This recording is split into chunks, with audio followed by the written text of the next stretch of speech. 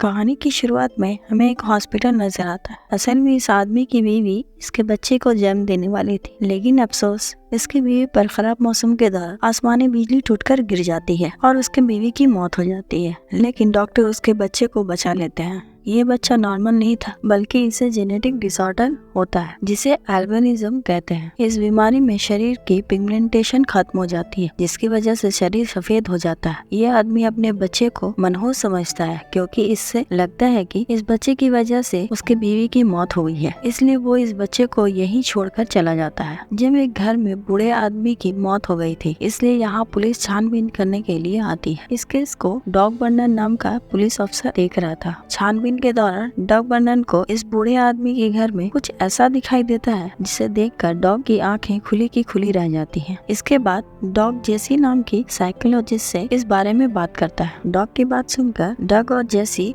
उस बूढ़े आदमी के घर जाने का फैसला करते हैं और नीचे बेसमेंट में पहुंच जाते हैं। बेसमेंट में हमें अलग सा लड़का दिखाई देता है, जिसका शरीर पूरा सफेद था और इसके शरीर पर एक भी बाल नहीं था। जैसे ही इसे देखती है, वो हैरान रह जाती है। वो लड़के से उसका नाम पूछती है। लड़का अपना नाम जेरेमी बताता है। आपको बता दे, जेरेमी वही लड़का है जिसे उसके पिता हॉस्पिटल में मनहूस समझकर छोड़ गए थे। जिसके बाद उसके दादाजी ने उसे अपनाया और उसे पूरी दुनिया से छुपा कर रखा। जेरेमी अब तक बाहर नहीं गया था और ना ही इसकी पढ़ाई स्कूल से हुई थी, लेकिन फिर भी जेरेमी के पास बहुत सी किताबें थी। भले ही जेरेमी शारीरिक तौर पर मजबूत नहीं था, लेकिन मानसिक तौर पर उसका कोई भी मुकाबला नहीं कर सकता था। तभी जेरेमी को अपनी लाइब्रेरी की हर एक किताब का एक एक पेज याद था। दादाजी की मौत के बाद शहर में बिल्कुल अकेला पड़ गया था, इसलिए जेसी इसे ऑर्फनेज में ले जाती है। पहली बार अपने घर से कहीं बाहर जा रहा था, लेकिन जैसे ही जेरेमी ऑर्फनेज में जाता है तो सभी बच्चे इसे घूरने लगते हैं। जेरेमी हर वक्त काला चश्मा पहनकर रखता था, क्योंकि उसकी आंखें बहुत ही सेंसिटिव हैं। वो सूरज की रोशनी नहीं झेल पाती थी। यहाँ के बच्चे जेरेमी के चम्मच को बैलेंस करने के लिए कहते हैं। पहले तो जेरेमी ऐसा करने से मना कर देता है, लेकिन फिर उसे धमकाता है और किसी तरह चम्मच को बैलेंस कर देता है और तभी वहाँ मौजूद सारे चम्मच इस चम्मच से आकर चिपक जाते हैं। ये नजारा देखकर सभी की आंखें खुली की खुली रह जाती हैं और जॉन जेरेमी की यह पावर देखकर बहुत गुस्सा हो जाता है। अगले सीन में हमें जेसी नजर आती है, जो कि जेरेमी की शरीर की जांच करवाती है। चेकअप करने के बाद डॉक्टर बताते हैं कि जेरेमी की बॉडी एकदम नॉर्मल है। जेरेमी हर वक्त चश्मा लगाता था, इसलिए जेसी जेरेमी के लिए लेंस ऑर्डर कर देती है। साथ ही जेसी इसका एडमिशन एक स्कूल में करवा देती है, ताकि जेरेमी अच्छे से पढ़ सके। यहाँ जेरेमी फिजिक्स की क्लास में बैठा था और डोनाल्ड नाम का टीचर इन्हें बिजली के बारे में पढ़ाता है। इसी क्लास में लिंडसे नाम की एक लड़की भी थी, जो जेरेमी को देख रही थी। इसी बीच डोनाल्ड एक इलेक्ट्रिसिटी मॉडल पर एक एक्सपेरिमेंट करता है, जिसकी वजह से बिजली निकलना शुरू हो जाती है। बिजली को देखते ही जेरेमी का शरीर कांपने लगता है। धीरे धीरे ये बिजली इतनी ज्यादा बढ़ जाती है कि सीधा जेरेमी के पास आ जाती है। बिजली को देखकर ऐसा लग रहा था जैसे जेरेमी अपनी तरफ खींच रहा है। ये देख डोनाल्ड बिजली को तुरंत ही बंद करके जेरेमी को हॉस्पिटल लेकर जाता है और जब डॉक्टर जेरेमी का चेकअप करते हैं तो देखते हैं कि इतने बड़े शॉक के बाद भी जेरेमी को कहीं चोट नहीं आई और ना ही उसे कोई जख्म हुआ। यहाँ हॉस्पिटल में डग भी आ जाता है और डोनाल्ड बताता है कि जेरेमी ने बिजली को अपनी तरफ कर लिया था। शायद यही वजह है कि जेरेमी की बॉडी पर एक भी बाल नहीं है। ये सुनकर डग जेरेमी से मिलने जाता है, लेकिन जेरेमी कमरे से भाग जाता है और अकेला सड़क पर दिखाई देता है। तभी रास्ते में जेरेमी की लिंडसे से मुलाकात होती है। इससे इंटरेस्टेड रेलवे लाइन का पता पूछता है और अकेला ही रेलवे ट्रैक पर अपने घर के लिए निकल जाता है। लेकिन तभी रास्ते में डग सामने आ जाता है और जेरेमी से वापस चलने के लिए कहता है। पहले तो जेरेमी उसे मना कर देता है, लेकिन बहुत जिद करने के बाद वो वापस इसके साथ चला जाता है। यहाँ पर इसको एक कमरे में ले जाते हैं, जहाँ बहुत सारे लोग थे। यहाँ पर एक आदमी जेरेमी को बताता है कि तुम्हारा IQ लेवल इस दुनिया में सबसे ज्यादा है। अब ये तुमने बुक से सीखा है या फिर किसी और से? इस पर जेरेमी बताता है कि वो रेडियो या टीवी के पास नहीं जा सकता, क्योंकि ये खराब हो जाते हैं। जेरेमी अपने घर वापस जाने के लिए कहता है, जिस पर वो लोग लोग उसे बताते हैं कि उसका घर बैंक ने सीज कर लिया है। ये सुनकर जेरेमी यहाँ से चला जाता है। इसके बाद जेरेमी का स्कूल एक एक्टिविटी प्लान करता है जिसमें वहाँ के शरीफ भी शामिल थे, लेकिन जेरेमी इससे भी खुश नहीं होता और अकेला जाकर बैठ जाता है। यह डक को बताता है कि जब भी वो बिजली को कड़कड़ाते हुए देखता है तो उसे लगता है कि बिजली उसकी तरफ आ रही है। यही वजह है कि उसकी माँ भी बिजली के कारण मर गई। अगले दिन डंकन एक हिरन को मार देता है और इस बात को किसी को भी बताने से मना कर देता है।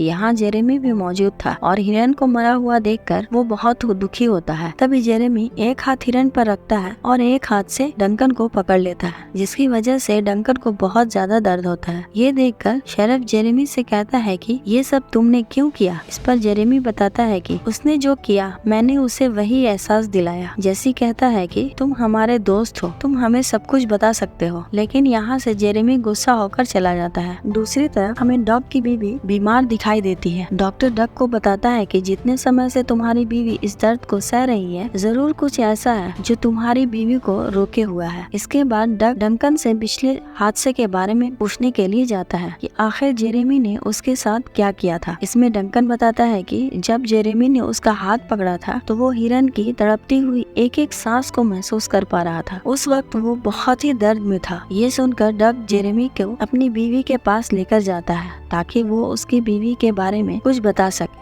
जेरेमी जब डक की बीवी को छूता है और उसके दिमाग में चल रही सारी बात को बताता है, जेरेमी कहता है कि ये चाहते हैं कि आप अपने बेटे को माफ कर दें और दूसरा ये कि वो अपनी शादी की अंगूठी को पहनना चाहती है जो कि काफी सालों से खो चुकी है। ये सुनने के बाद डक अपनी बीवी को अंगूठी पहनाता है और फिर उसकी बीवी की मौत हो जाती है। माँ की मौत के बारे में सुनने के बाद उसका बेटा मिलने के लिए आता है और डक अपने एक बेटे को देखकर गले लगा लेता है। ये सब जेरेमी देख रहा होता है और इमोशनल होकर रोने लगता है। अगले सीन में हम जेरेमी लिंडसे एक पार्क में बैठे हुए नजर आते हैं। जेरेमी यहाँ सभी के मन की बात बताता है। यहाँ सभी लोग का सोचना है कि वो सबसे अलग है, लेकिन ऐसा नहीं है। वो हर एक चीज से जुड़े हुए हैं, लेकिन ये सभी बातें लिंडसे को बिल्कुल भी समझ नहीं आती। तभी ये दोनों एक दूसरे के हाथ मिलाते हुए और लिंडसे जेरेमी की शुरू से आखिर तक की सारी कहानी महसूस करती है कि कैसे उसके पिता ने उसे अकेला छोड़ दिया था। जेरेमी के साथ भी अब तक जो हुआ था